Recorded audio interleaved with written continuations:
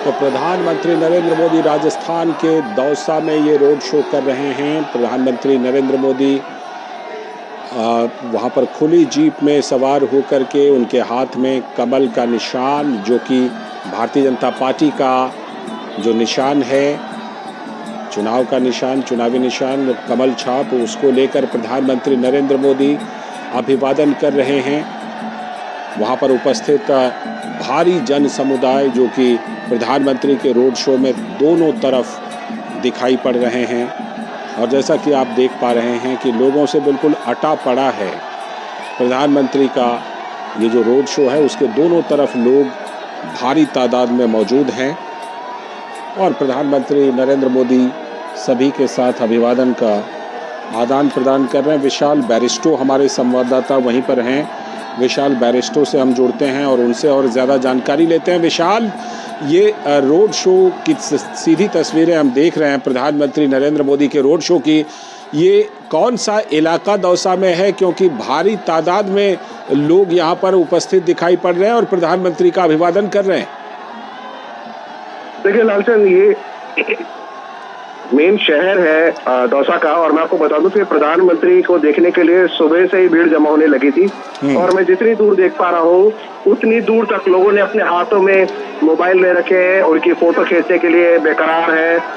हर वर्ग का इंसान, चाहे बच्चा हो, बूढ़ा हो, महिलाएं खास तौर से प्रधानमंत्री को देखने के लिए उमड़ी है और एक उत्सव का माहौल है यहाँ दौसा के अंदर। दौसा में प्रधानमंत्री का सुबह से इंतजार हो रहा था कि कब प्रधानमंत्री आएंगे, और अब वो घड़ी आ गई है। और जैसे जैसे प्रधानमंत्री का काफिला आगे बढ़ रहा है, लोगों के अंदर और एक्साइटमेंट बढ़ता जा रहा है। सबने अपने हाथों में मोबाइल ले रखे हैं और सड़क के दोनों तरफ स्वागत हो रहा है प्रधानमंत्री का, और लोग एक झलक पाने के लिए प्रधानमंत्री के लिए उत्साहित है और चाहते हैं किसी तरह उस पल को अपने मोबाइल में कैद कर ले।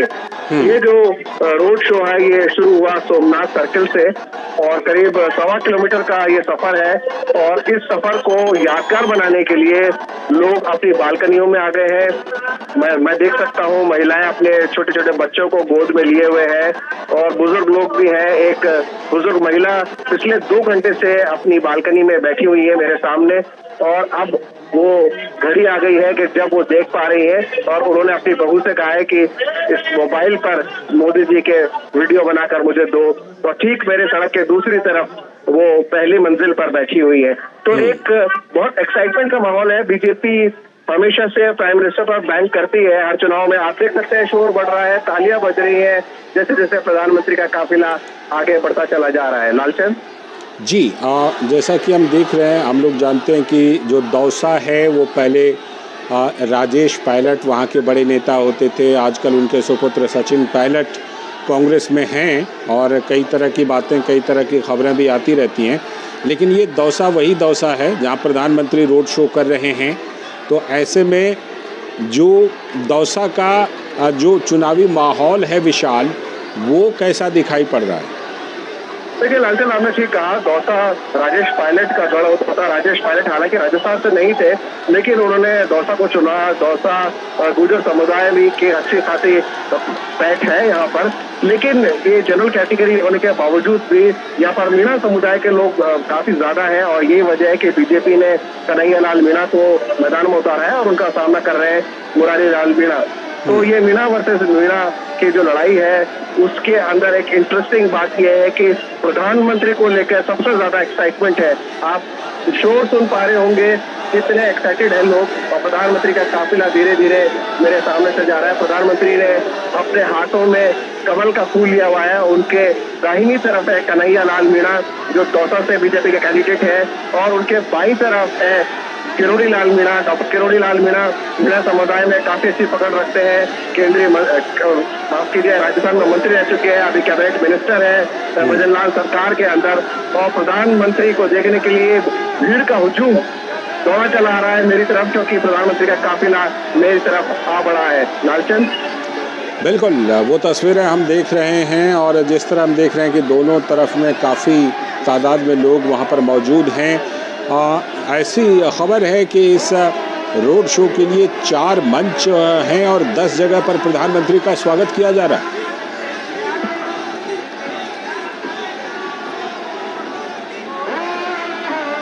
मैं देख पा रहा हूँ उसी दूर लोग जो है दोनों तरफ, सड़कों के दोनों तरफ मौजूद है और हाथ हिलाकर प्रधानमंत्री का अभिवादन कर रहे हैं। प्रधानमंत्री जी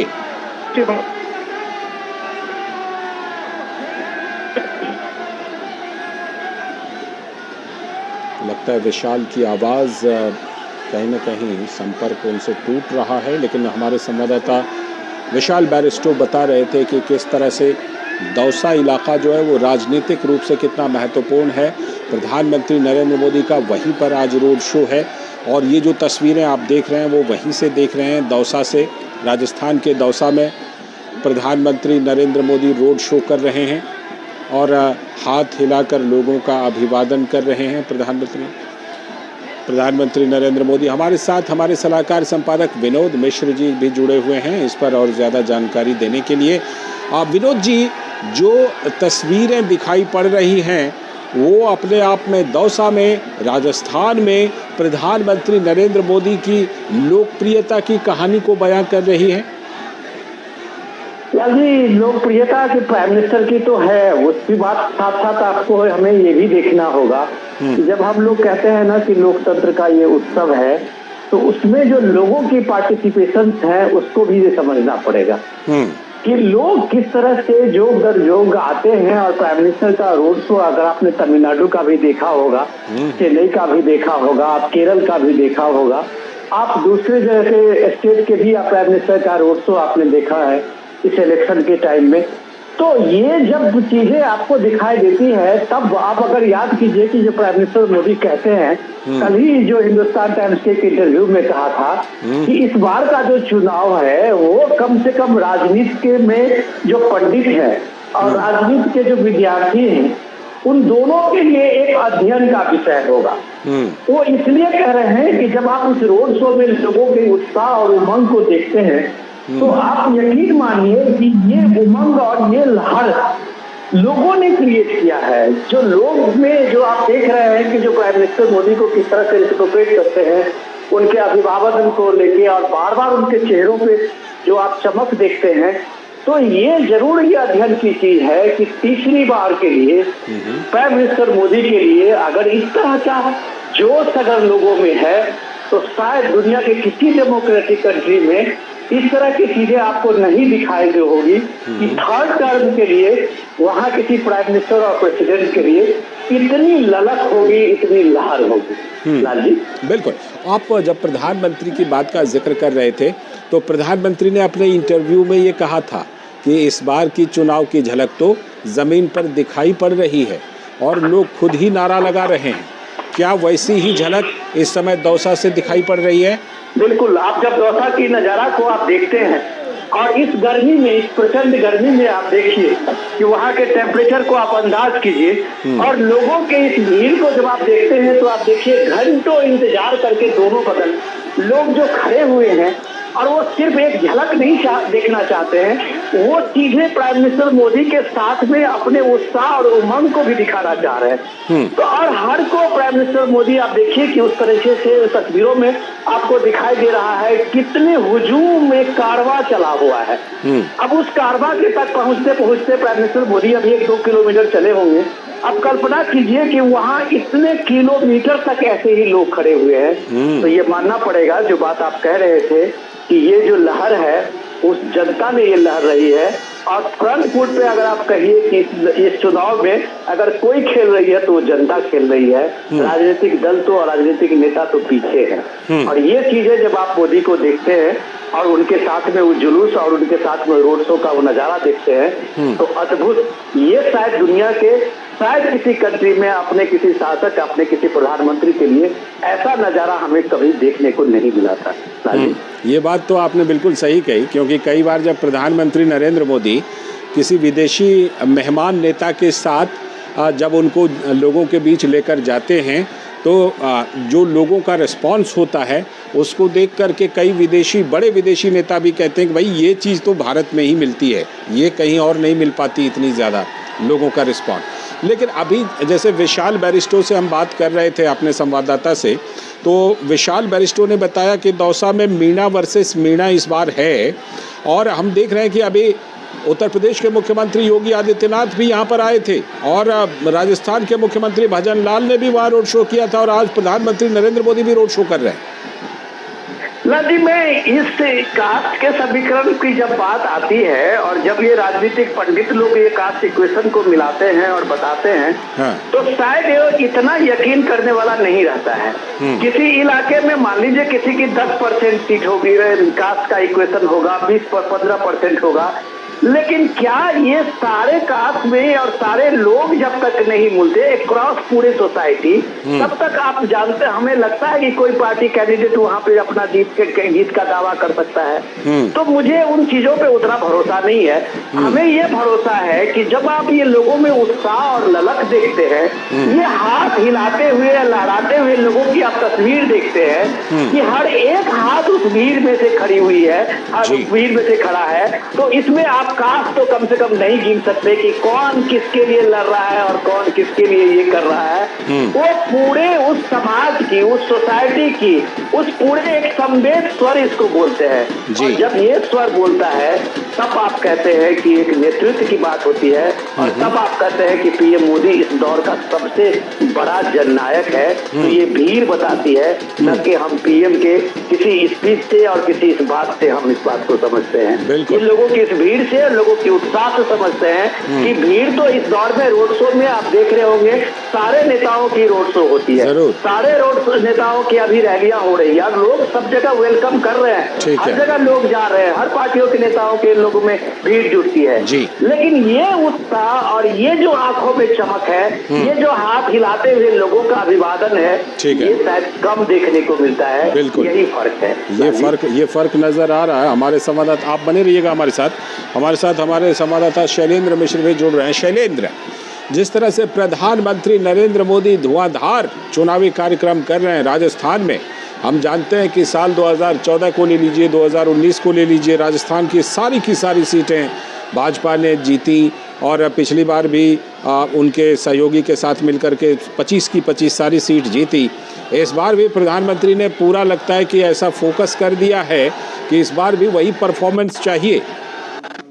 बीजेपी की रणनीति बहुत साफ है लालचंद्र, कि जिन राज्यों में वो सभी की सभी लोकसभा सीटें जीती थी, वहां पर उन सभी सीटों को फिर से इस चुनाव में जीतना है और उससे मार्जिन ज्यादा हो, यानी जीत का जो अंतर है वो पिछले चुनाव के मुकाबले हर सीट पर ज्यादा हो, ये प्रयास बीजेपी कर रही है। इसीलिए हर सीट पर, हर बूथ पर 370 मत ज्यादा मिले, इसके लिए बूथ कार्यकर्ताओं को जिम्मेदारी दी गई है। और इन तस्वीरों से बीजेपी के जो रणनीतिकार है वो बहुत उनकी आशा बढ़ी भी होगी कि जब उनके सबसे बड़े स्टार प्रचारक धुआंधार प्रचार कर रहे हैं, चुनावी जनसभाओं को संबोधित कर रहे हैं, रोड शो कर रहे हैं, तो इन तस्वीरों में उभर रही भीड़ से बीजेपी को लगता है कि उनका जो एक लक्ष्य है 400 सीटों का एनडीए के साथ 370 सीटें बीजेपी अपने दम पर इस लोकसभा चुनाव में जीते, उसके लिए राज्य दर राज्य जो रणनीति बनाई गई है उस पर भारतीय जनता पार्टी आगे बढ़ती हुई दिखाई दे रही है। दरअसल बीजेपी को लगता है कि प्रधानमंत्री नरेंद्र मोदी की लोकप्रियता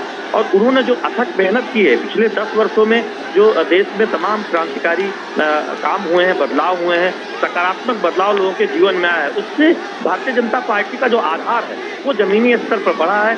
नए मतदाताओं को बीजेपी अपने साथ जोड़ने में सफल रही है और ये संख्या दिखाती है कि दुनिया की आज सबसे ज्यादा सदस्य संख्या वाली पार्टी भारतीय जनता पार्टी है, सबसे बड़ा बीजेपी का संगठन है। और हम देख रहे हैं कि तमाम दलों के नेता चुनावों के ऐलान से पहले ही और लगातार हम देख रहे हैं खासतौर पर कांग्रेस पार्टी के कई नेता कांग्रेस छोड़कर बीजेपी में शामिल हुए हैं। ये दिखाता है कि बीजेपी के प्रति लोगों का आकर्षण या तो बढ़ रहा है या फिर बीजेपी उसको बढ़ाने में कामयाब होती हुई दिखाई दे रही है। तो ये दावा भारतीय जनता पार्टी के नेता करते रहे हैं और ये तस्वीरें उनके दावा को और पुख्ता भी करती हैं। जब हम देखते हैं कि उत्तर हो या दक्षिण हो, राजस्थान हो या मध्य प्रदेश हो या फिर दक्षिण भारत का तमिलनाडु हो, जब प्रधानमंत्री नरेंद्र मोदी के रोड शो में इस तरह की तस्वीरें दिखाई देती हैं जहां बड़ी संख्या में महिलाएं, बड़ी संख्या में युवा रोड शो में भागीदार होते नजर आते हैं। तो ये तस्वीरें भारतीय जनता पार्टी के लिए बहुत एक सुखद अनुभूति कराती हैं कि वो जिस लक्ष्य को लेकर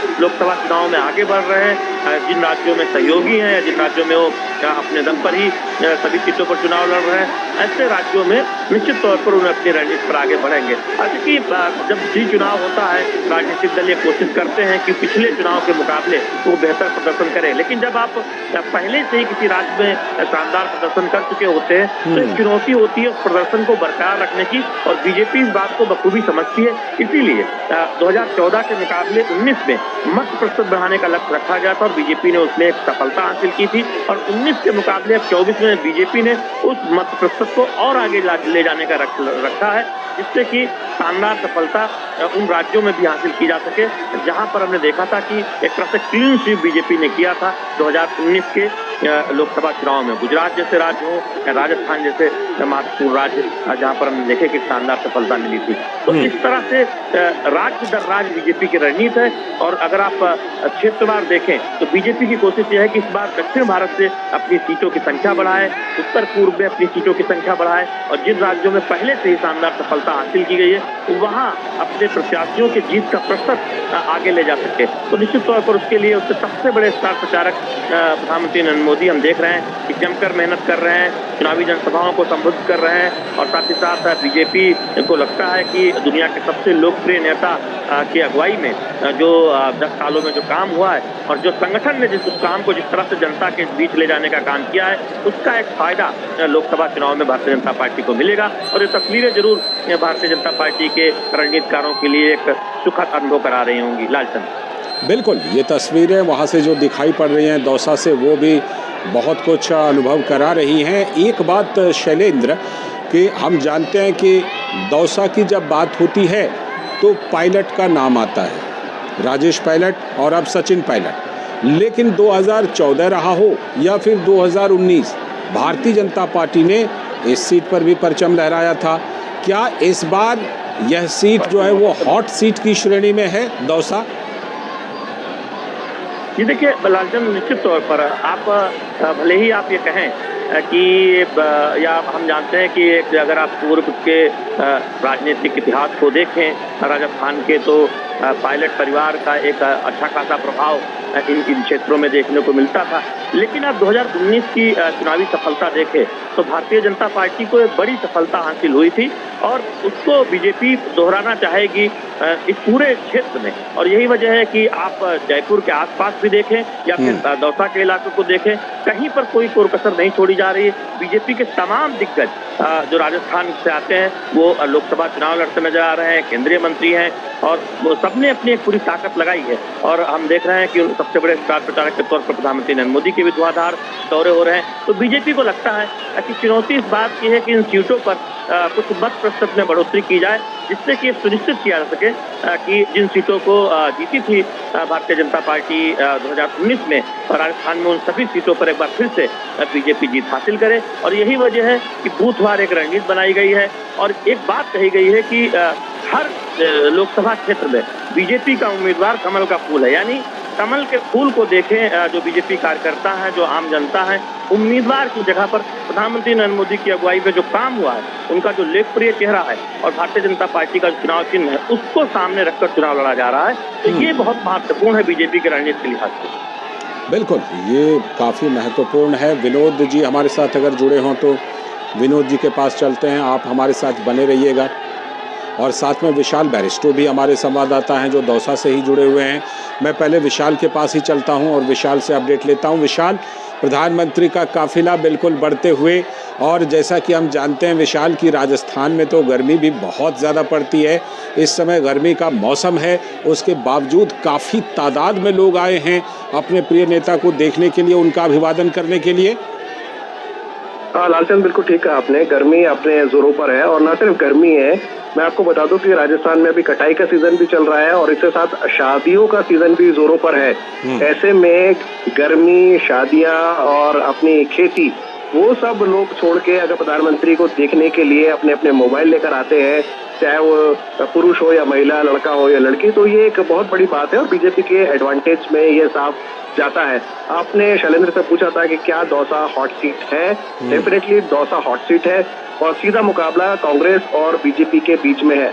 हालांकि दौसा एक जनरल सीट है, लेकिन दोनों ही पार्टियों ने, क्योंकि ये मीणा बहुल क्षेत्र है, इसलिए मीणा कैंडिडेट्स को उतारा है, कन्हैया लाल मीणा पर अपना दाव लगाया है, जबकि कांग्रेस ने मुरारी लाल मीणा पर अपना दाव लगाया है और दोनों में कड़ी टक्कर यहाँ पर देखी जा रही है। ऐसे में प्रधानमंत्री का ये जो रोड शो है और उस पर जो रिस्पॉन्स मिल रहा है बीजेपी को, वो बीजेपी के एडवांटेज में जा रहा है, क्योंकि कांग्रेस से सिर्फ कंपटीशन मिल रहा है बीजेपी को। अगर हम ग्राउंड रियलिटीज की बात करें, खासतौर से दौसा की सीट पर, आप जानते हैं कि दौसा परंपरागत सीट रही है कांग्रेस की, लेकिन जब से प्रधानमंत्री आए हैं 2014 के बाद से बीजेपी ने ये सीट कांग्रेस से छीन ली है और बीजेपी इस पूरे क्षेत्र के अंदर अपना जो उन्होंने बढ़ोतरी हासिल की है उसको, अपने दबदबे को बनाए रखना चाहती है। मैंने करौली में विनय सहस्त्रबुद्धे से बातचीत की थी, जो राजस्थान के चुनावी इंचार्ज है बीजेपी की तरफ से, और उन्होंने कहा था कि इस बार हमारा मुकाबला खुद हम ही से है, यानी कि BJP is competing against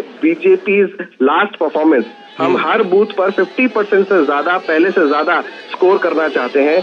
Rajasthan की अगर हम बात करें तो पिछले चुनाव में 24-1 का स्कोर रहा था, 24 सीटें बीजेपी के खाते में रही थी, जबकि एक सीट राष्ट्रीय लोकतांत्रिक पार्टी हनुमान बेनीवाल विजय घोषित हुए थे नागौर से, और कांग्रेस के हाथ कुछ नहीं लगा था।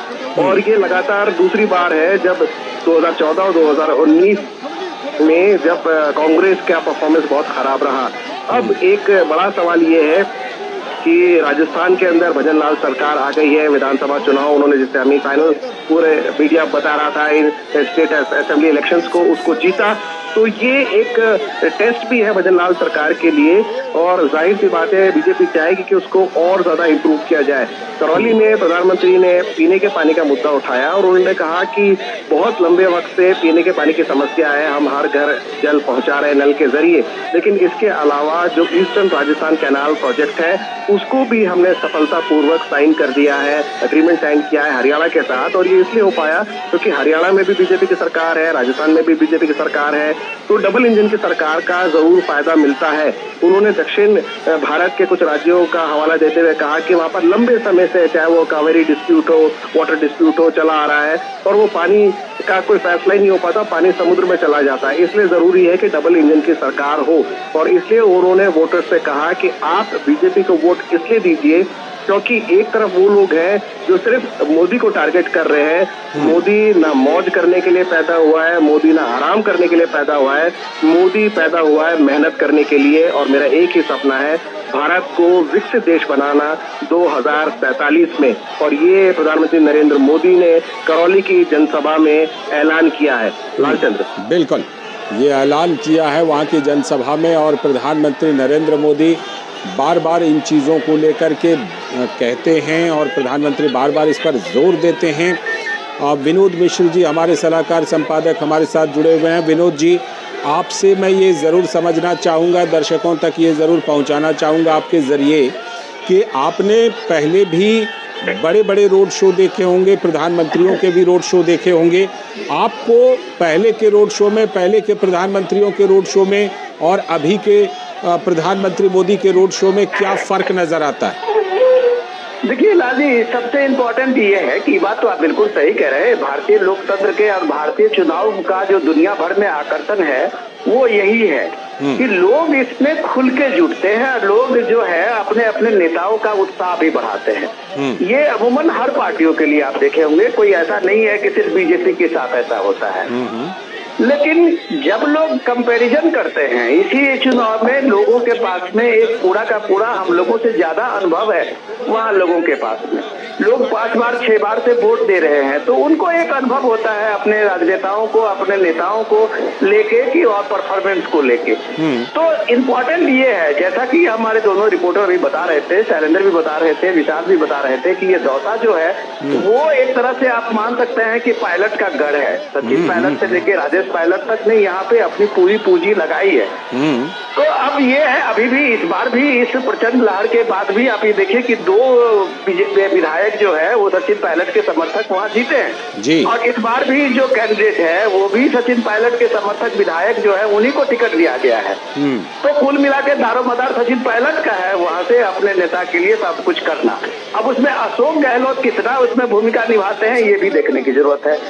लेकिन प्राइम मिनिस्टर मोदी की ये खूबी है कि जब आप देखिए कि वहाँ विधानसभा चुनाव में इतनी प्रचंड बहुमत से जीत के आने के बाद बीजेपी ने सबसे अंतिम पंक्ति में बैठे हुए भजनलाल शर्मा को चुन के और उसको चीफ मिनिस्टर बनाते हैं। ये शायद दुनिया में आप कह सकते हैं, भारत में तो कम से कम नहीं ही ऐसा होता होगा कि आप एक अनसंग जो आपके कार्यकर्ता है उसको उठा के आप सीएम बना देते हैं। ये हमने देखा एमपी में भी देखा, ये हमने राजस्थान में भी देखा, ये हमने छत्तीसगढ़ में भी देखा। वो नेता को लाके आप फ्रंट पे लाते हैं जो नेता आपके अंतिम कतार में बैठे हुए होते हैं। तो ये जो उत्साह है यहाँ कार्यकर्ताओं की, शायद ये उत्साह दूसरी पार्टियों में नहीं होती है क्योंकि हर कार्यकर्ता वहाँ पे सीधे प्राइम मिनिस्टर मोदी से कनेक्ट है। हर कार्यकर्ता की जो अपील, पीएम की जब अपील होती है तो वो हर कार्यकर्ता के साथ सामने से वो अपील को वो एकदम ऐसे एक्सेप्ट करता है जैसे लगता है कि कप्तान का आया हुआ वो आदेश है। तो ये जो स्पिरिट है, टीम स्पिरिट, ये बीजेपी की सबसे बड़ी खूबी है जो शैलेंद्र भी बता रहे थे। उस टीम स्पिरिट के साथ में आप ये देखिए ये जो कार्यकर्ताओं का मनोबल है वो भी इस भीड़ के साथ में है कि एक एक कार्यकर्ता इस दौसा के इसमें जुटे होंगे और उसके साथ लोगों का जो आकर्षण है पीएम मोदी का वो उसका एक प्लस पॉइंट होता है, वो एडवांटेज देता है जिसको आप वैल्यू एडिशन कहते हैं। तो आप ये देखिए कि ऐसा रोड शो, आप जब कह रहे थे कि रोड शो ऐसा क्यों नहीं होता दूसरे का, तो रोड शो होता है। आप इस शहर में आप घूम ले 1 किलोमीटर के दौर में तो बहुत लोग देखने के लिए भी आ जाते हैं, लेकिन ये लंबा रोड शो कहीं 5 किलोमीटर कहीं 6 किलोमीटर, गुजरात में हम लोगों ने पिछली बार देखा 18 किलोमीटर का रोड शो, और उस इतने बड़े रोड शो में दोनों बगल लोग सड़क के दोनों किनारे खड़े हैं, हजारों हजार के संख्या में खड़े हैं। अच्छा, दौसा का ही सीन दिख लीजिए, आपको लग नहीं रहा होगा कि कोई उसमें से जवान हो या बूढ़े हो, बच्चे हो, जो घर में होंगे वो सब के सब निकल के बाहर आए होंगे पीएम मोदी को एक तरह से अभिवादन देने के लिए, एक तरह से उनका अभिवादन लेने के लिए। तो ये जो उत्साह है, ये जो उमंग है, ये नरेंद्र मोदी को इस दौर का सबसे बड़ा जननायक बनाता है। तो इसके पीछे ये लोगों का आकर्षण है, इसके पीछे लोगों का उत्साह है।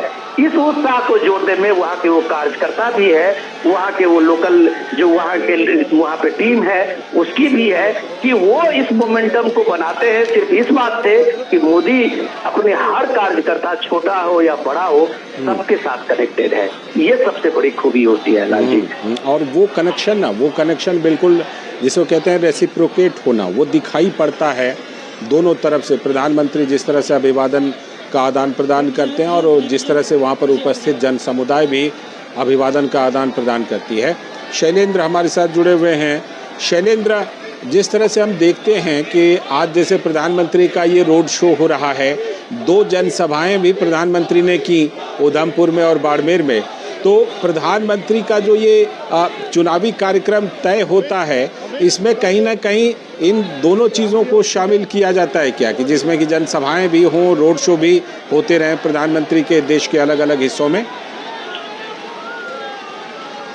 प्रधानमंत्री नरेंद्र मोदी का जितना संभव हो सके उतनी उनके कार्यक्रम प्रस्तावित करती है और उसमें जनसभाएं हो, रोड शो हो और बूथ कार्यकर्ताओं से वीडियो कॉन्फ्रेंसिंग के जरिए बातचीत हो, ये भी महत्वपूर्ण जगहों पर हो, ये सुनिश्चित करने का प्रयास किया जाता है। और यही वजह है कि हम देख रहे हैं कि जिन राज्यों में पहले और दूसरे चरण में चुनाव है वहां पर प्रधानमंत्री नरेंद्र मोदी की धुआंधार चुनावी जनसभाएं और रोड शो दिखाई दे रहा है, रोड शो हो रहा है। हमने चेन्नई में देखा प्रधानमंत्री नरेंद्र मोदी का रोड शो, जहां पर पूरे तमिलनाडु में पहले चरण में मतदान होना है। राजस्थान में देख रहे हैं प्रधानमंत्री नरेंद्र मोदी का ये रोड शो। इसके साथ ही साथ हमने मध्य प्रदेश की जो सांस्कृतिक नगरी है, जब वहाँ हमने प्रधानमंत्री नरेंद्र मोदी का रोड शो देखा और तमाम हम धुआंधार जनसभाएं तमिलनाडु में, उत्तर प्रदेश में, मध्य प्रदेश में, राजस्थान में देख रहे हैं। तो ये दिखाता है कि बीजेपी अपने सबसे लोकप्रिय नेता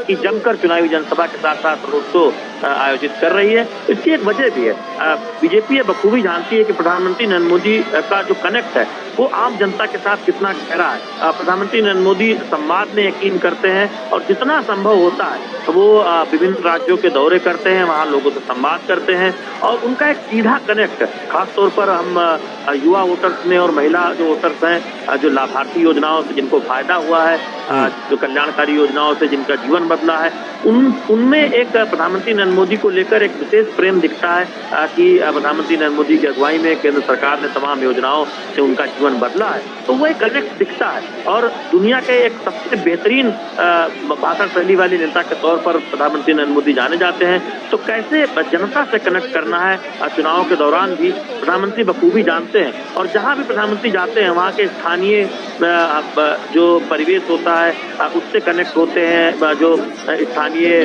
संस्कृति होती है उसका जिक्र करते हैं। तो इससे लोगों को के बीच कनेक्ट होने में एक तरह से बहुत आसानी भी होती है और एक रिस्पांस दिखाई देता है। विनोद जी बात कर रहे थे कि बाकी नेताओं की भी जनसभा होती है, बाकी नेताओं के भी रोड शो होते हैं, लेकिन वो कनेक्ट शायद जो प्रधानमंत्री नरेंद्र मोदी के रोड शो में उनके चुनावी जनसभाओं में दिखाई देता है वो बाकी नेताओं में नहीं दिखाई देता। उसकी वजह यही है कि प्रधानमंत्री नरेंद्र मोदी की जो शैली है लोगों से जुड़ने की वो अलग है, वो बहुत शानदार है और दुनिया इस बात को जानती है। तभी तमाम सर्वे में वो दुनिया के सबसे लोकप्रिय नेता के तौर पर उभर कर आते हैं और बीजेपी के लिए तो एक तरह से बीजेपी इस बात को जानती है कि उनके लोकप्रिय नेतृत्व में वो चुनाव दर चुनाव एक नई सफलता हासिल करती जा रही है, चाहे राज्यों के चुनाव हो या फिर 2014-2019 के लोकसभा चुनाव हो या फिर बीजेपी 2024 में जो एक लक्ष्य लेकर आगे बढ़ रही है। तो इन तस्वीरों में दिखता भी है जब कोई घंटों से इंतजार करता है प्रधानमंत्री नरेंद्र मोदी का, कोई छात्र कलाकृति बनाए प्रधानमंत्री नरेंद्र मोदी से मिलना चाहता है, कोई महिला ये बताना चाहती है कि कैसे उसका जीवन बदला है प्रधानमंत्री नरेंद्र मोदी की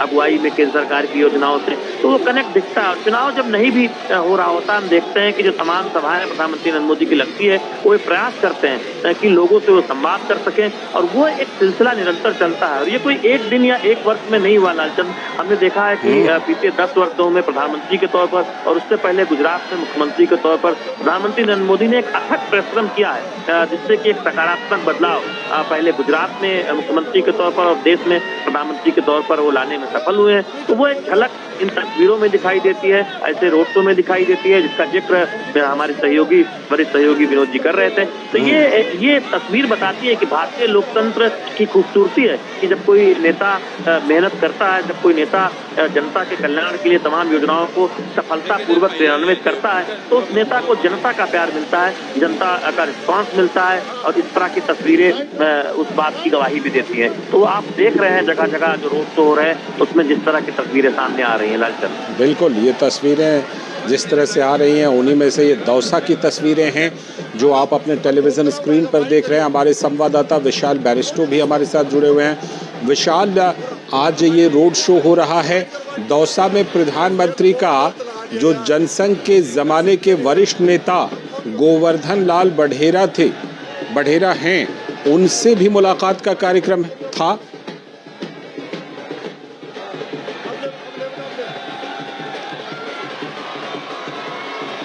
विशाल, आप तक आवाज आ रही है? विशाल फिलहाल हमारे साथ जुड़े हुए नहीं हैं। विनोद मिश्र जी के पास चलते हैं। विनोद जी अगर जुड़े हुए हों। विनोद जी, जिस तरह से कि अभी प्रधानमंत्री का ये रोड शो चल रहा है, जिस तरह का रिस्पांस दिख रहा है, इससे ये बिल्कुल साफ लग रहा है कि जो प्रधानमंत्री ने 400 पार का नारा दिया है उसमें उनकी 2 कोशिशें हैं। एक तो जहां पर सफलता मिली है उसको कायम रखा जा सके और बाकी जहां पर सफलता नहीं मिली थी वहां पर भी जीत दर्ज की जाए। तो उसी के तहत ये पहले प्रयास के तहत कि राजस्थान में 25 की 25 सीटें वहां पर कमल खिले, इसके तहत प्रधानमंत्री की ये कोशिश। डेफिनेटली आप मान सकते हैं कि प्राइम मिनिस्टर मोदी क्या बीजेपी की ये पूरी कोशिश होगी कि कम से कम उस अपने परफॉर्मेंस को 2019 के परफॉर्मेंस को कम से कम वो सामने में लाए। लेकिन आप ये मत भूलिए कि यहाँ पे और जो दूसरी पॉलिटिकल पार्टियां हैं, कांग्रेस हो या दूसरी और पार्टियां हैं, बीएसपी भी वहाँ है, हर पार्टियों की अपनी जरूर कोशिश होगी कि वो भी कम से कम वहाँ अपनी उपस्थिति में एक बढ़िया प्रेजेंस दिखाए। तो ये चीजें तो अपने आप में ये है, ये आप कह सकते हैं कि इस लोकतंत्र में और इस चुनाव में इसको आप एक बड़ा ये मान सकते हैं कि हर पॉलिटिकल पार्टी अपने तरफ से कोशिश करती है। शायद कांग्रेस भी उसी तरह की कोशिश कर रही होगी या बीएसपी भी कर रही होगी, जो जिस तरह की कोशिशें आप ये देख रहे हैं। जरूर। लेकिन सबसे इम्पोर्टेंट ये चीज है कि जनता के बीच में जाने के पास में आपके सामने में मुद्दे क्या है। जनता में जब पीएम मोदी जाते हैं और मोदी की गारंटी बोलते हैं तो मोदी की गारंटी कहने के साथ में जनता को वो चीजें सामने में दिखती है, और जब वो दिखती है तब उसे लगता है कि ये नेतृत्व है जो कम से कम जो कहा वो किया और करके दिखाने वाला वो नेतृत्व होता है। तब ये तीसरे टर्म के लिए लोगों में आप ये एक ललक देखते हैं और एक तरह से विश्वास देखते हैं। ये पूरे के पूरे चीज जनता से किसी नेता का जो एक लिंक होता है, जो आप सेनेटर बता रहे थे, उसमें विश्वास सबसे बड़ा फैक्टर होता है लाल जी। आज के दौर में नेतृत्व को सबसे बड़ा ये उसके चैलेंज होती है कि लोगों में वो विश्वास पैदा करे, लोगों में वो विश्वास पैदा करे कि उसके नेतृत्व देने की क्षमता उस पर है। अभी आप देख लीजिए कि जितने भी सर्वे हुए हैं उस सर्वे में ये पूछा जाता है कि अगर वो सबसे पहला वोट देने के लिए जाते हैं तो उनके मन में सबसे पहला सवाल क्या होता है, तो उसका जवाब होता है कि सबसे पहले उनके मन में पीएम कैंडिडेट होता है। तो इस पीएम कैंडिडेट के नाम पे, एक नेतृत्व के नाम पे जब इंडिया गठबंधन के सामने में लोग देखते हैं तो शायद अभी उसके सामने में कोई चेहरा नहीं दिखता है। तो हम लोग बात कर रहे थे लाल जी, अभी अपने प्रोग्राम सब में इसकी चर्चा की है कि इस बार भी लोगों के मन में और मुद्दे के अलावा स्टेबिलिटी भी एक बड़ा मुद्दा है, स्थायित्व का। तो 30 साल से ज्यादा हुए इस देश ने देखा है मिलीजुली सरकारों का, और मिलीजुली सरकारों का हश्र क्या होता है ये भी लोगों ने देखा है। तो ये कम से कम 2014 से नरेंद्र मोदी के आने के बाद, इस सत्ता के शीर्ष पे आने के बाद जो लोगों ने स्टेबिलिटी देखा, उसके साथ बड़े फैसले भी देखे हैं। क्या ये देश कभी कल्पना कर सकता था कि आर्टिकल 370 हट जाएगा? क्या यह देश कल्पना कर सकता था कि 500 साल के संघर्ष के बाद रामलला अपने उस भव्य मंदिर में विराजमान हो जाएंगे? क्या ये देश ये इस तरह का कल्पना कोई देश के लोग कर सकते थे कि इस देश में एक देश का एक टैक्स होगा? तो इतने सारे बदलाव लोगों ने देखा है। उसके बरक्स में जब आप अपोजिशन में देखते हैं तो जब उसके लिए वो तर्क करते हैं, तो अगर राहुल जी सीधे सीधे वो जीएसटी पे चैलेंज करते हैं तो वो अपना फेल्योर नहीं बताते हैं कि ये जीएसटी कम से कम यूपीए के दौर का आइडिया था, या उससे पहले बीजेपी के समय में भी एक बार चर्चा हुई थी पार्लियामेंट में, जो आपको याद होगा अपने कवर करने के दौरान। लेकिन क्यों नहीं ले पाए? तो इसके पीछे कारण होता था स्थायित्व, कि उस सरकारों में एक बड़े फैसले लेने का वो दम नहीं होता था, एक मोरल जिसको आप बोलते हैं, वो मोरल उसका उस तरह में उतना हाई नहीं होती थी। लेकिन नरेंद्र मोदी के दौर में ये कम से कम आज कई लोगों को शिकायत नहीं है कि नरेंद्र मोदी इस फैसला लेने में कभी भी किसी तरह का हिचक करेंगे। तो ये राजस्थान के दौसा में जो आप देख रहे हैं, तो लोगों के सामने में एक चेहरा वो भी होता है कि ये फैसला लेने वाला लीडर है। बिल्कुल। और ये फैसला लेने वाला जो लीडर का जो एक इमेज होता है लाल जी, उसको हम आप बेहतर जान सकते हैं कि उसका एक परिवार में भी जो फैसला लेने वाला गार्जियन होता है, उसकी भी एक अलग भूमिका होती है। तो ये जो दौर में इलेक्शन हम देख रहे हैं, उसमें जब आप देखते हैं उसमें जो अलग अलग नैरेटिव्स होते हैं, उसके बरक्स में लोग इन चीजों से कंपैरिजन करते हैं। अब राहुल गांधी जब कहते हैं कि जैसे ही हमारी सरकार बनेगी आपके अकाउंट में खटाखट 1 लाख रुपए का पहला किस्त 8,500 रुपए आएगा जी, कैसे यकीन कर ले लोग कि वो रात के बाद अगले सुबह उठेगा उसके अकाउंट में 8,500 रुपए आके पड़े होंगे। लेकिन लोगों को ये यकीन मोदी ने दिलाया है कि जो किसान सम्मान निधि है उसके तिमाही किस्त सेम डेट को उसके अकाउंट में पड़ेंगे तो पड़ जाएंगे। बिल्कुल। तो ये सब चीज जब आप देखते हैं तो लोग आज की तारीख में बहुत होशियार हैं, बहुत समझदार हैं, अवेयर हैं। कई दशकों के बाद लोग इतने अवेयर हुए हैं इलेक्शंस में पिछले वर्षों से, तो उनको आप नैरेटिव से भरवा नहीं सकते हैं। उनके लिए आप सामने में एक ठोस मुद्दा लेके जाना पड़ेगा। आप अगर कहते हैं यूपीए में आप इंडिया गठबंधन में कि भाई हम आटा से लेके डाटा तक फ्री देंगे, तो लोग कंपैरिजन करते हैं कि भैया ये डेटा से आटा तक जो आप आटा से डेटा तक का जो फ्री दोगे, ये किसका पैसा है? वो उसी लोगों का पैसा है। तो दुनिया में कोई चीज फ्री नहीं मिलती, ये भी लोग जानते हैं कि आप इधर से एक कान इधर से नाक छुओ और इधर से दूसरा छुओ। तो वो लोगों को ही ये पता है, ये किसी भी ना किसी रूप से ये हमें ही देना पड़ेगा, हमें ही पे करना पड़ेगा। तो इन सब चीजों के बरक्स आप जब देखते हैं कि पीएम मोदी जब ठोस एक सस्टेनेबल डेवलपमेंट गोल की बात करते हैं, स्वच्छ भारत मिशन की बात करते हैं, तो इस देश ने कभी कल्पना नहीं की होगी कि इस देश में 12 करोड़ शौचालय बन जाएंगे। इस देश ने कभी कल्पना नहीं की होगी कि इस देश में नल से पीने का शुद्ध जल जो है वो 8 करोड़ लोगों के घर में पहुंच जाएगा पिछले 4 साल 5 साल में। तो ये सारी ये नहीं कल्पना की होगी कि 4 करोड़ गरीब लोगों के पक्के मकान बन जाएंगे। ये भी कल्पना नहीं की होगी कि इतने करोड़ जो बीपीएल के लोग थे उनके घरों में गैस सिलेंडर मिल जाएगा। तो लाल जी ये सारे क्रांतिकारी सामाजिक बदलाव लोगों ने देखा है। इस बदलाव को आप सिर्फ गरीबी हटाओ के नारा देके और अकाउंट में आपके 8,000 आएंगे और खटाखट आपके पास में सीधे 8,000 पहुंच जाएगा, इससे बात नहीं बनती है। इसके लिए करके दिखाना होता है और आपने जो अब तक नहीं किया है वो आप लोगों को भ्रम में नहीं डाल सकते हैं। लोगों को अपने नेतृत्व पे भरोसा है कि कल जो भी कुछ करेगा वो पीएम मोदी करेगा। लोग कह रहे थे कि अगर ये ऐसा हो सकता है, अगर ऐसा हो सकता है, तो वो एक सवाल जरूर पूछते हैं कि ये करने वाला कौन है सामने में। तो वो सामने में करने वाला अगर पीएम मोदी है तो इसलिए लोगों की आप ये भीड़ देखते हैं जो उसके साथ विश्वास का ये कनेक्शन है और यही विश्वास पीएम मोदी के लिए सबसे बड़ा आधार है। लालचंद जी बिल्कुल वो आधार है, विश्वास का जो आधार है वो बंधन है, वो दौसा में भी प्रदर्शित हो रहा है। शैलेंद्र मिश्र हमारे साथ जुड़े हुए हैं। शैलेंद्र, भारतीय जनता पार्टी, प्रधानमंत्री नरेंद्र मोदी स्थायित्व को, मजबूत सरकार को भी एक बड़ा मुद्दा बना रहे हैं और ये कहीं ना कहीं देश भर की जनता को अपील करती हुई नजर आ रही है क्या?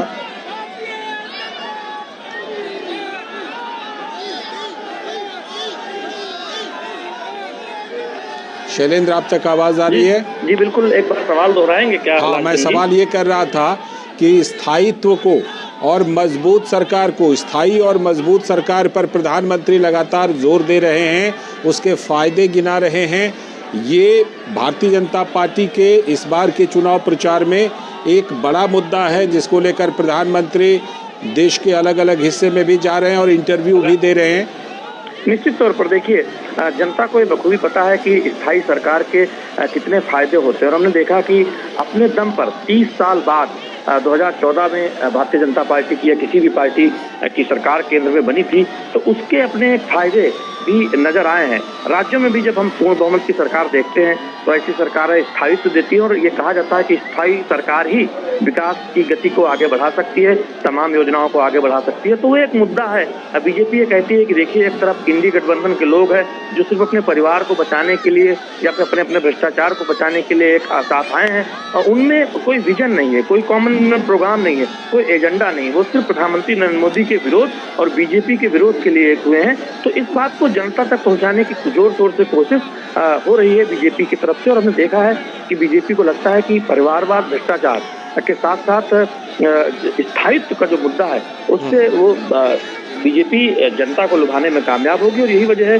कि इस बात को बहुत बीजेपी कहती है कि 2014 के बाद आप देखिए, जब स्थायी सरकार, एक पूर्ण बहुमत की सरकार केंद्र में आई जिसमें तमाम दलों, एनडीए के साथ सहयोगियों को भी साथ लिया गया, तो उसने तमाम बड़े फैसले किए, तमाम ऐसे फैसले किए जिसका दशकों से इंतजार था। तो वो दिखाई देता है कि स्थायी सरकार के कितने फायदे होते हैं। तो निश्चित तौर पर जनता उसको पसंद करेगी, जनता उसको रिस्पॉन्ड करेगी, ऐसा लगता है भारतीय जनता पार्टी के नेताओं को। बिल्कुल, वो कहीं ना कहीं लग रहा है कि इस मुद्दे को भारतीय जनता पार्टी ये कह रही है कि भाई 2 बार अगर लगातार स्थायी सरकार रही, मजबूत सरकार रही, तो उसके फ़ायदे जो हैं वो देश भर में लोगों ने देखे, विदेशों से भी उस तरह का रिस्पांस मिला, तमाम तरह की चीज़ें हुई। विनोद जी भी हमारे साथ जुड़े। विनोद जी, जो ये मुद्दा है स्थायी और मजबूत सरकार का, प्रधानमंत्री इस पर भी खासा जोर दे रहे हैं और ख़ास तौर पर उसको देश की सुरक्षा, चाहे आंतरिक सुरक्षा हो, बाह्य सुरक्षा हो,